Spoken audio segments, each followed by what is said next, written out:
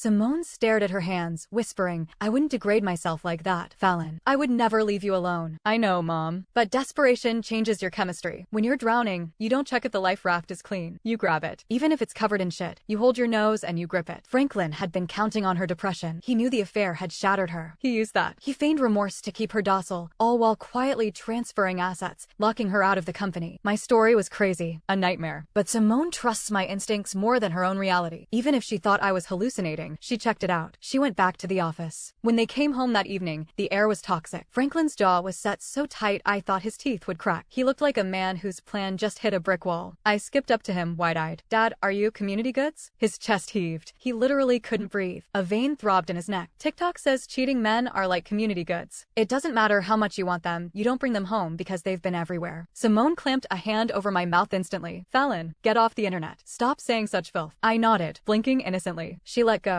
I didn't stop. So, are you guys getting divorced? Simone smiled. It didn't reach her eyes. It was a shark smile. Of course not. I've forgiven your father. We are going to be a happy, intact family of 3. Franklin's face cycled through shades of purple and gray. He sputtered a few reprimands at me, unable to form a coherent argument, then skipped dinner and slammed his bedroom door. The ping was soft, but in the silence of the house, it sounded like a gunshot. Simone was in the shower. I swiped her phone open. Muscle memory. Felicity. She was spiraling, taunting Simone. The screen filled with photos. Her and Franklin, skin on skin, sweaty, intimate. Felicity, just let him go. You're a barren hen. You can't satisfy him like I can. Felicity, we are soulmates. He only married you because your father held a gun to his head. We are the real family. You're just in the way. I didn't delete them. I typed back. Me. Simone, I don't believe it. Looks like AI generated trash. Franklin has a massive mole on his left ass cheek. I don't see it in these pics. The response was immediate. A video file. She took the bait. Hook, line, and sinker. It was a 360-degree, high-definition pan of the action. And there it was. The mole on the left glut. Undeniable proof. I almost threw up. I fought back the bile rising in my throat. Right-click. Save. I logged into Simone's account, forwarded the raw footage to myself, and scrubbed the history. Dinner was a blur. I raced to my laptop. I imported the video and the photos. I wasn't an amateur. I pixelated the explicit parts, just enough to bypass the immediate ban filters, but leaving nothing to the imagination regarding who it was. Then I hit post on my social feed, tagging every mutual friend, family member, and business associate Franklin had. Caption: Annie Felicity says she has better technique and mom is too boring in bed. Now dad hates mom and wants a divorce. What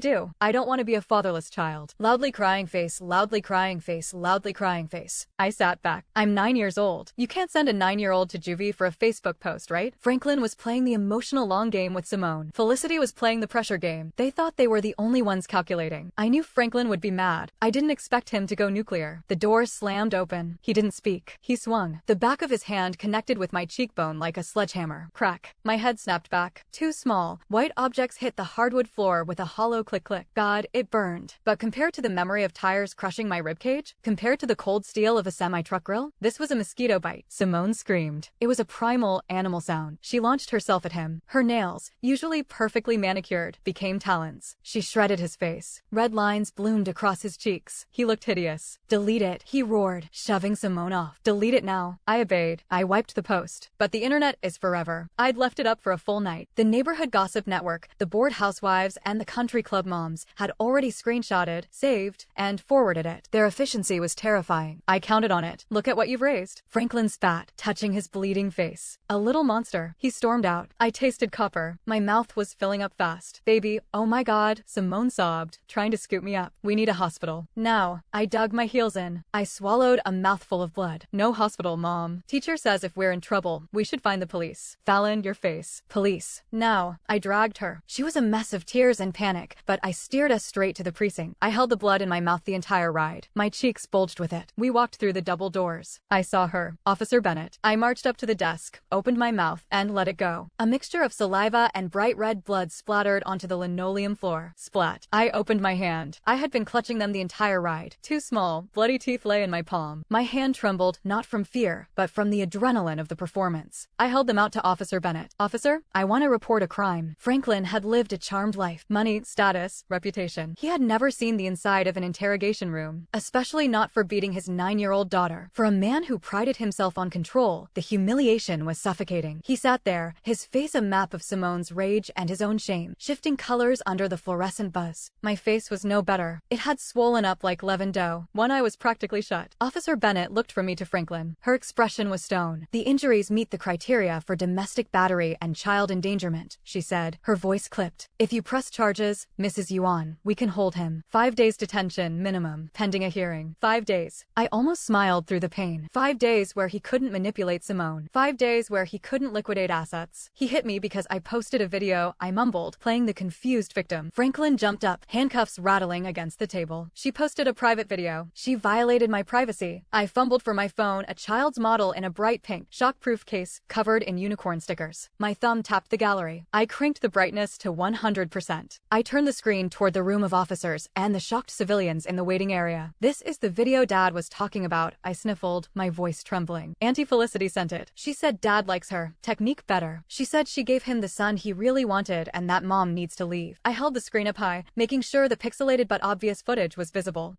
He's a cheater. But I didn't want them to divorce. I don't want to be a fatherless kid. I just posted it because I wanted advice from my friends. The tears came then, real ones. They burned the raw, swollen skin of my cheeks like acid. Franklin looked like he wanted to implode. His face was gray. The shame in the room was palpable, thick enough to choke on. Officer Bennett cleared her throat, breaking the heavy silence. She gently lowered my hand. "Sweetheart, posting that kind of material is technically illegal," she said softly. "But given your age and the circumstances, we're going to call this a very serious warning." The verdict on Franklin was less forgiving. The evidence of abuse was painted across my face. The motive, his affair, was on my phone. 5 days. He was being held for 5 days pending the domestic violence hearing. 2 teeth for 5 days of tactical freedom. A bargain. We walked out of the station. I didn't let Simone fuss over me. "Mom, the company. You have to go. Now." She looked at me confused. "Fallon, we need to get you to a doctor." "I'm fine. Listen to me." I gripped her wrist. "Felicity has relatives in the company. Key positions. HR, finance. They're like termites. You have to smoke them out before Dad gets out." Simone's eyes hardened. The tears dried up. The businesswoman was waking up. She didn't waste time. She made a call. Within an hour, 2 women arrived. They were built like linebackers in blazers. "This is Cleo," Simone said, introducing the lead bodyguard. "She stays with you, no matter what." Simone kissed my forehead, her lips trembling slightly, then turned and marched toward her car. She was going to war. Franklin was a climber. A classic case. He came from nothing, a single mother who worked herself to the bone to put him through school. He had the ambition, but no capital. Simone wasn't exactly royalty, but my grandfather had owned a prime piece of real estate in the city center. When Simone and Franklin graduated, Grandpa sold that apartment. He liquidated his biggest asset to fund their dream. That seed money turned a 2-person workshop into a manufacturing empire worth nearly $1 billion. Simone was the brain. She could run that company in her sleep, but she had a fatal flaw: loyalty. In my past life, Franklin played her like a fiddle. He used her love for him, and then her desperation to keep me, to strip her of everything. He knew she would trade her equity for her daughter. She thought she could start over. But the world doesn't work like that. Not when you have a vindictive ex and his mistress hunting you down. Not when they blacklist you from the industry and hire thugs to kick over your street stall. Children are the ultimate leverage. If it weren't for me, Simone would have fought him to the death the first time around. She surrendered solely to protect me. Not this time. I touched the gap where my teeth used to be. "Enjoy your 5 days in the cage, Dad. By the time you get out, the locks will be changed."